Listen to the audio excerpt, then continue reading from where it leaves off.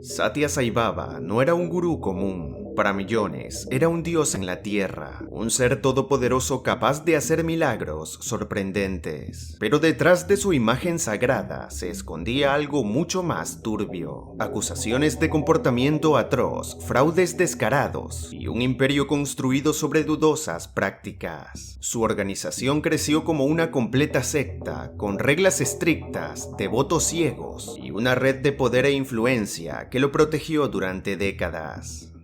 A continuación conocerás la terrible historia real de la secta de Sai Baba.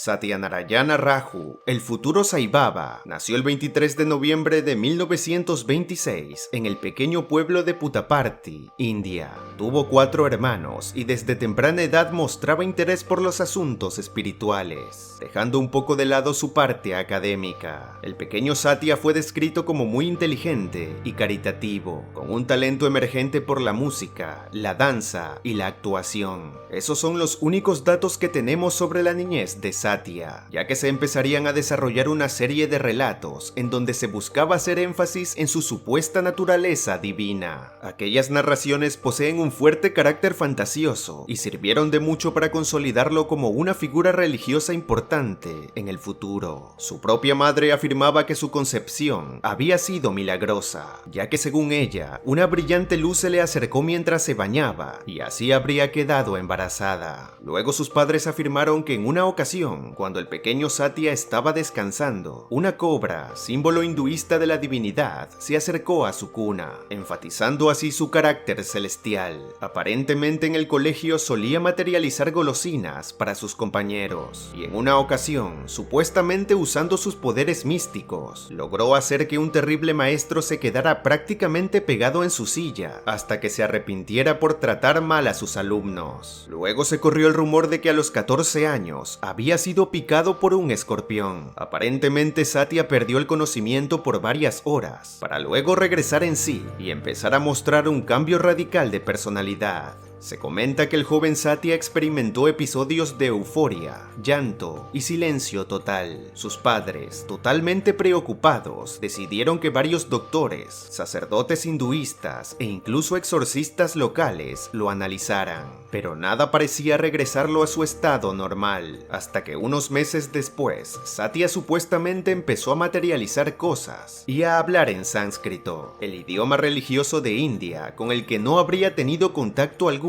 durante su corta vida. Tras ser confrontado férreamente por su padre, el joven finalmente se revelaría como la reencarnación del extinto maestro espiritual indio, Sai Baba de Shirdi. Debo indicar nuevamente que este tipo de historias son muy comunes en círculos hinduistas y tienen la finalidad de enaltecer las cualidades místicas e incluso divinas de muchos gurús. Lo cierto es que a partir de ese momento, el joven Satya de 14 años sería conocido formalmente como Satya Sai Baba, un nombre que trascendería y se consolidaría con los años en el vasto ámbito espiritual de la India. Al parecer, Sai Baba se autoimpondría la misión de cuidar a toda la humanidad, y debido a los exagerados relatos de materializaciones y milagros que se fueron contando de pueblo en pueblo por toda India, en 1944, Sai Baba ya tendría un importante número de seguidores, hasta que logró abrir un templo cerca de su natal Puttaparthi. 10 años después, Sai Baba y sus devotos terminaron la construcción de un hospital general gratuito en la misma ciudad, por lo que su fama de gurú caritativo se acrecentó aún más por toda India. No hay dudas de que Sai Baba puso a Puttaparthi en el mapa espiritual, no solo de India, sino también del mundo entero. Y al contrario de muchos gurús de la época que decidían viajar a otros países para organizar sus movimientos espirituales, Sai Baba decidió quedarse en su ciudad natal, desde donde daría inicio a su organización religiosa, que con el tiempo se expandiría por todo el mundo. Entre las principales enseñanzas de Sai Baba estaban la unidad de las religiones, el autoconocimiento, conocimiento, la realización del ser, el karma, el acto vegetarianismo y el servicio desinteresado. Evidentemente, todas estas enseñanzas estaban profundamente influenciadas por el hinduismo. Sería en 1960 cuando se fundaría oficialmente la organización internacional Sri Sathya Sai. Con los años, el movimiento ha crecido de tal manera que en la actualidad cuenta con más de 1.200 centros en 114 países. Se estima que más de 6 millones de personas en todo el mundo se consideran devotas de Sai Baba de forma activa, aunque los datos de la organización suelen ser exagerados, afirmando que la cifra en realidad oscilaría entre los 6 y 100 millones de seguidores en todo el mundo, convirtiéndose además y de forma indiscutible en el movimiento de inspiración hinduista más influyente en Occidente. Y es que muchos de sus seguidores alrededor del mundo ahorraban grandes cantidades de dinero para realizar el viaje a India y poder tener alguna reunión personal con el pseudo gurú. Lo cierto es que la organización internacional Sri Sathya Sai ha realizado una gran cantidad de obras benéficas en todo el mundo. Eso es algo totalmente indiscutible, construyendo escuelas, colegios, hospitales, institutos, instituciones de caridad en varios países y estableciendo proyectos de agua potable para algunas regiones de India. Se cree que su capital financiero neto actual ascendería a los 31.500 millones de dólares, lo que la convierte en una organización muy poderosa. Evidentemente, la mayor fuente de ingresos para Sai Baba al momento de iniciar su organización fueron las cuantiosas donaciones que millonarios devotos occidentales efectuaron para la causa del pseudo gurú.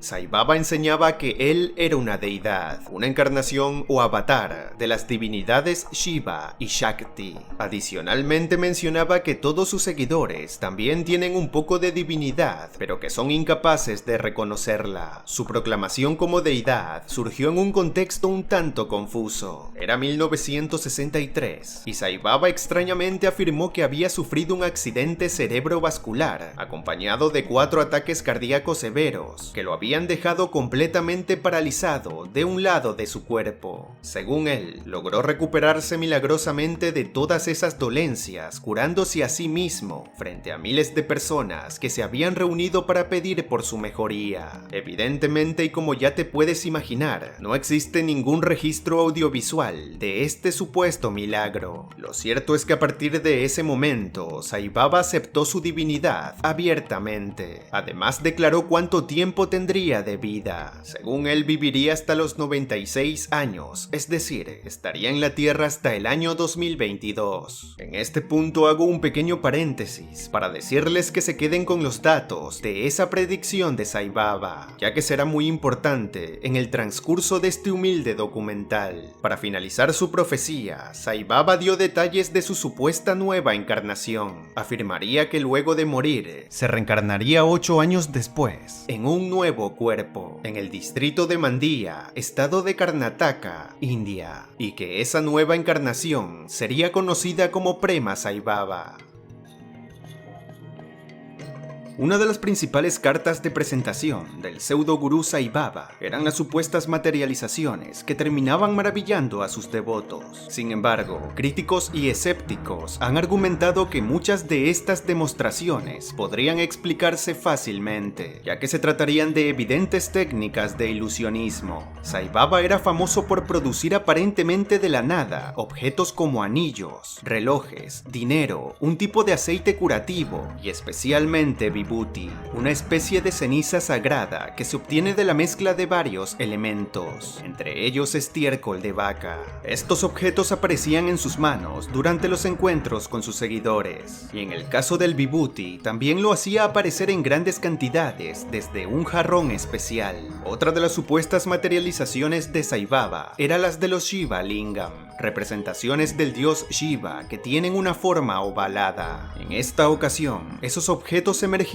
de su boca. Resulta más que evidente que las materializaciones de Sai Baba eran claros trucos de ilusionismo, no solo porque han sido replicados una y otra vez por ilusionistas de todo el mundo, sino también porque se han realizado análisis de fotografías y de videos en donde se evidencia claramente cómo Sai Baba realizaba los trucos. Por ejemplo, en las supuestas materializaciones materializaciones de los Shivalingam, es claro que el objeto en cuestión estuvo escondido en el pañuelo antes de que Sai Baba lo depositara en su boca para luego ser regurgitado. En el caso del Vibhuti en el jarrón, es claro que dentro del artefacto existía un compartimiento oculto desde donde sacaba gran cantidad de ceniza. De no ser así, podría haber hecho el acto sin la necesidad del jarrón previamente preparado. En el caso del resto de materializaciones, como los collares, anillos, billetes, relojes y pequeñas cantidades de Vibhuti, se denota un gran uso de los dedos y las manos para la ilusión, escondiendo los accesorios en momentos precisos, o en el caso del Vibhuti, ocultando una pequeña bola de aquella ceniza para luego desintegrarla moviendo los dedos. Repito, son simples trucos de ilusionismo que con 14 años descubrí en un programa de televisión que generó un apocalipsis entre los que se dedicaban a esa forma de entretenimiento. Pero en el caso de Sai Baba es totalmente lamentable y antiético, ya que no buscaba entretener a sus seguidores, sino más bien aprovecharse de ellos y consolidar su figura como un líder religioso importante por medio de supuestos milagros, sin mencionar la gran cantidad de dinero que ganó a costa de ingenuos devotos que se creyeron el cuento de las materializaciones. Varios críticos de Sai Baba lo desafiaron a mostrar sus supuestos milagros en condiciones en donde se los pudiera estudiar, pero el pseudo gurú siempre se rehusó. Tiempo después, estos mismos críticos lo denunciaron ante las autoridades, ya que no se tenía claridad en torno a la procedencia del dinero y las joyas de oro que aparentemente materializaba. Pero al final, las autoridades, algunas sobornadas por el círculo cercano de Sai Baba, terminaron declinando las investigaciones, e incluso afirmando que las materializaciones habían sido totalmente milagrosas. De esta forma se notaba la gran influencia que Baba tenía en Puttaparthi y en otras partes de India. La devoción por Sai Baba era tal que en el año 1971 algunos seguidores afirmaron haber sido testigos de cómo el pseudo gurú logró resucitar a uno de sus devotos 12 horas después de haber sido declarado como fallecido. Sin embargo, los doctores que atendieron a aquel seguidor en el hospital han afirmado en varias entrevistas que su condición era grave, pero que nunca fue declarado como fallecido. Lejos de mitigar esas historias fantasiosas, Sai Baba las alentaba, afirmando que podía curar cualquier tipo de enfermedades. Gran cantidad de personas se presentaron ante él, buscando sanarse de cualquier tipo de dolencia, y muchos mencionaron que tras ser frotados por el gurú con un aceite especial que supuestamente materializaba, quedaban completamente curados de sus enfermedades. Esto no es nada que no se haya visto antes en otros líderes de sectas destructivas, como por ejemplo el infame Jim Jones, líder del templo del pueblo. Fue con esas supuestas curaciones, previamente arregladas con algún devoto cercano, que una multitud de personas empezaron a seguirlo. Pero regresando a Sai Baba, otro aspecto místico a destacar era una forma peculiar de comunicación que tenía, según varios devotos. Algunos de sus seguidores han llegado a afirmar que el pseudo gurú se les aparecía en sueños para darles indicaciones sumamente importantes. Pero a pesar de las iniciales buenas acciones de Sai Baba con sus seguidores, tras bastidores, su comportamiento pasaría a ser completamente aberrante, cuando con la excusa de reuniones privadas con varios devotos varones para curarlos de alguna aparente enfermedad que él les había detectado convenientemente, aprovechaba para palparles sus zonas íntimas. Devotos como el sueco Conny Larsson, quien regaló su empresa valorada en más de $22 millones a la organización de Sai Baba, y llegó a ser parte fundamental del círculo cercano al pseudo gurú. Said Khorram Shagol, un devoto de origen iraní que permaneció cerca de Sai Baba por 6 años. Mark Roche, quien fue un devoto cercano por más de 25 años. Alaya Ram y su propio padre Al Ram, ambos ciudadanos estadounidenses que afirmaron haber pasado por las prácticas inenarrables del pseudo gurú. Estos son solo unos casos de personas que decidieron hacer públicas sus historias, pero se tiene constancia de muchos casos más que han sido comentados en foros de internet desde el anonimato. Realmente la cifra total de estas historias es escandalosa. Al parecer, Sai Baba tenía una terrible predilección por los jóvenes devotos varones, pero una vez que estos crecían, el gurú les encomendaba misiones muy lejos de él. Adicionalmente, en esos momentos nefastos, el pseudo gurú solía recordarles que esas acciones lamentables que les estaba haciendo también eran parte de su karma. Estaba tan normalizado ese tipo de palpamientos aberrantes por los devotos de Baba que en 1993 una escritora argentina llamada Graciela Busto, que era seguidora del pseudo gurú, publicó un libro llamado Sai Baba el Señor, que contenía una sección en donde explícitamente dos jóvenes le habían comentado cómo Baba los había palpado íntimamente para, según él, desbloquearles la energía íntima. Evidentemente el libro no tardaría en ser reeditado por la organización de Sai Baba. Este tipo de historias nefastas fueron exploradas y profundizadas en documentales de importantes cadenas como la BBC, en segmentos de televisión como los realizados por el programa argentino Zona de Investigación, y en varios libros escritos por ex devotos y miembros importantes de la organización del pseudo gurú.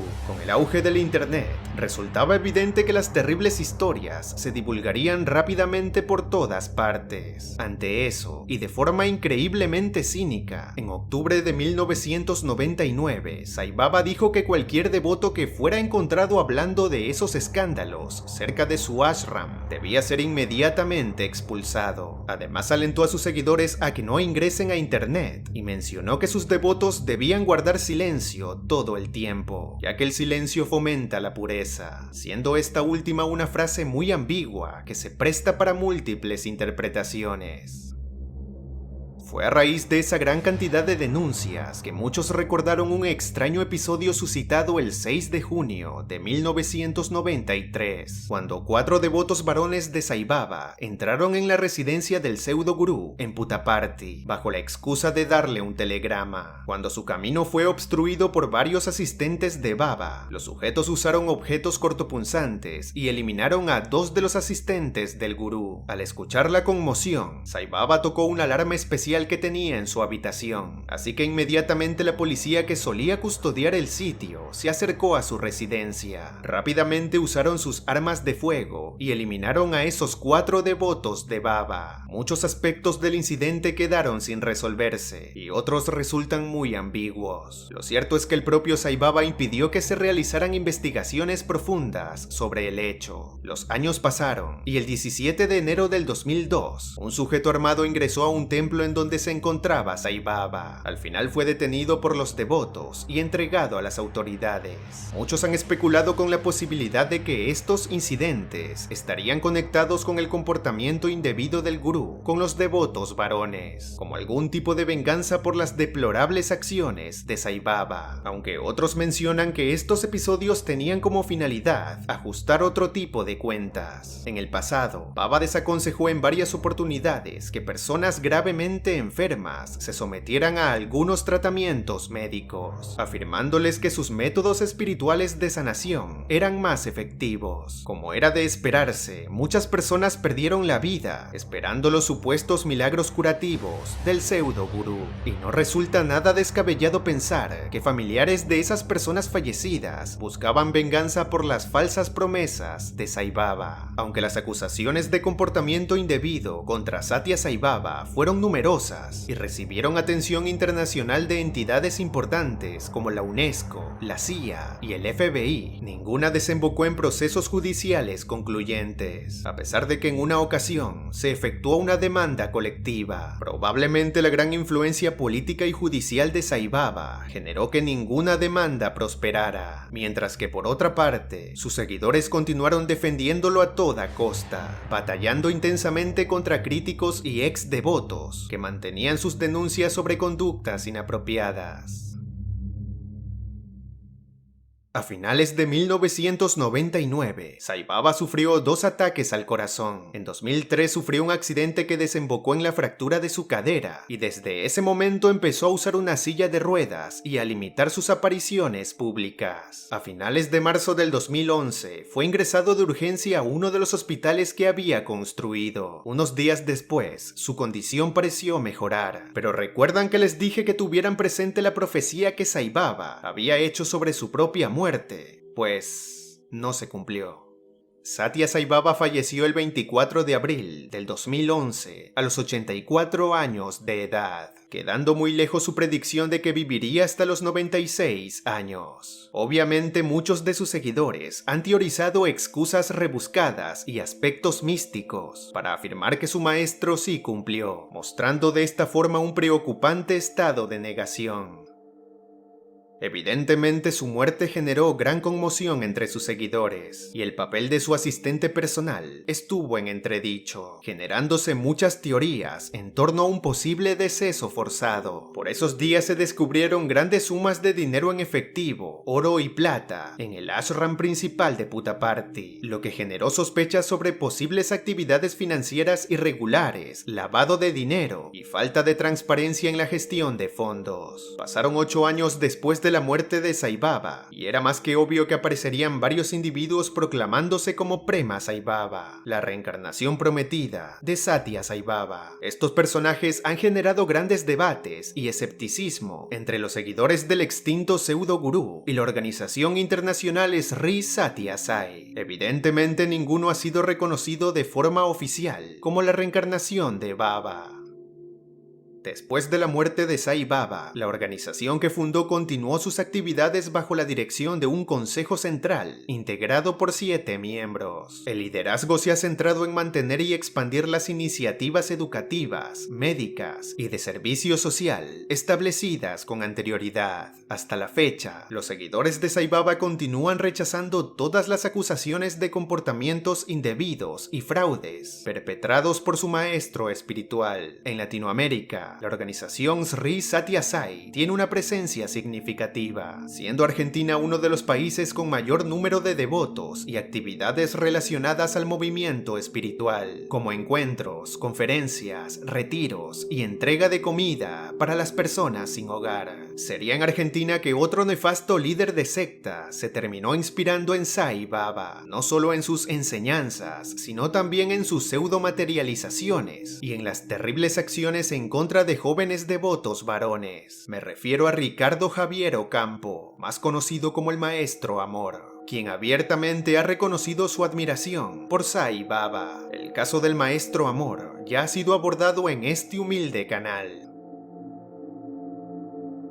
Si eres un devoto de Sai Baba, seguramente ya estás pensando en el insulto que me dejarás en la sección de comentarios. Pero antes de que lo hagas, déjame decirte unas cuantas cosas importantes. Hablar sobre Satya Sai Baba es internarse en un terreno sumamente delicado. No pretendo atacar la fe de nadie, porque la creencia personal es algo subjetivo y muy respetable. Si alguien encuentra paz y propósito en una forma de espiritualidad, no soy quien para invalidarlo. Tampoco quiero comparar con otras creencias, ni promover conceptos espirituales, ya que no soy una persona creyente, ni partidario de alguna religión determinada. Y además, este humilde canal enfatiza en los aspectos turbios de la humanidad, siendo las sectas destructivas y sus líderes uno de los tópicos que más he abordado. Pero evidentemente al documentar este tipo de historias, debo mencionar su marco religioso, siempre con respeto para que estos casos se entiendan de mejor manera. Ninguna creencia se escapa de tener personajes nefastos, y estoy tratando de exponer absolutamente todas estas lamentables historias. Así que no es nada personal contra un grupo determinado. Sin embargo, sí que hay que indicar que existe una gran diferencia entre la espiritualidad genuina y el exceso de poder disfrazado de iluminación. Y en el caso de Sai Baba, las pruebas apuntan a un hombre que bajo su supuesta divinidad manipuló, engañó y llevó a su organización hasta el punto de convertirse en un terrible culto destructivo, con consecuencias devastadoras para muchas personas. Personas que genuinamente confiaron en todo su misticismo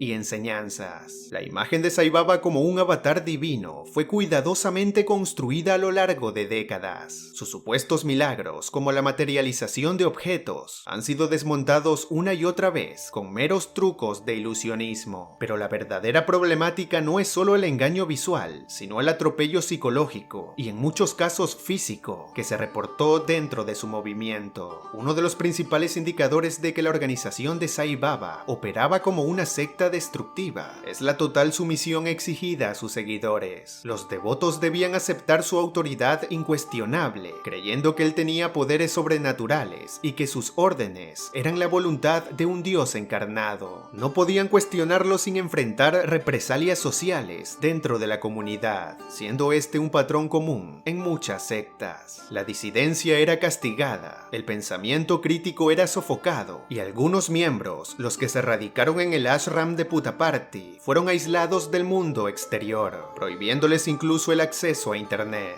Además, hay múltiples denuncias de comportamiento aberrante contra devotos varones. Muchas de estas acusaciones provienen de testimonios directos, y aunque la organización intentó desacreditarlas, la cantidad y consistencia de las declaraciones no pueden ser ignoradas. Esto, sumado al hecho de que Sai Baba ejercía un poder absoluto sobre sus seguidores, genera un escenario peligroso y propicio para la extralimitación sistemática. Otro elemento característico de las sectas destructivas es la acumulación de poder y riqueza en manos del líder. Sai Baba amasó una fortuna multimillonaria gracias a las donaciones de sus seguidores. Aunque su organización realizaba obras de caridad, también era un centro de poder financiero y político, con influencias en líderes y figuras de alto nivel. Al parecer, el dinero se movía sin transparencia, y cuando Sai Baba murió, su fortuna y posesiones quedaron en disputa. Algo que suele ocurrir cuando la figura de culto desaparece y la estructura que creó comienza a tambalear. No se trata solo de debatir si Sai Baba era un maestro espiritual o un fraude. Se trata de reconocer que su organización funcionaba con dinámicas de control, explotación económica y exceso de poder. No podemos ignorar estos hechos en nombre del respeto a alguna fe. La fe puede ser valiosa y personal, pero eso no justifica cerrar los ojos ante este tipo de hechos. En conclusión, Sai Baba no solo fue un guía espiritual para millones de personas, fue también el centro de un sistema que bajo la fachada del amor y la divinidad operaba con los mismos mecanismos de los cultos destructivos más peligrosos de la historia. Y si bien cada persona tiene derecho a creer en lo que desee, es importante analizar con pensamiento crítico a aquellos que se presentan como salvadores o deidades, pues muchas veces detrás de su sonrisa y túnicas llamativas se encuentra un entramado de engaño, manipulación y sufrimiento humano. Yo soy Jorem y me gustaría conocer tu opinión. ¿Crees que Sai Baba era un maestro espiritual a quien quisieron desacreditar o se trataba de un absoluto líder de una secta destructiva? No olvides ver el resto de videos que he publicado en este canal sobre cultos destructivos. Eso ayudaría a que el canal se recupere, ya que está pasando por un momento muy bajo en todos los sentidos. Nos vemos en un próximo video. Suscríbete al canal para más contenido como este. No olvides seguirme en redes sociales. Todos los links los puedes encontrar en la descripción del presente video. Además, no olvides activar la campana de notificaciones para estar al tanto de los nuevos estrenos del canal.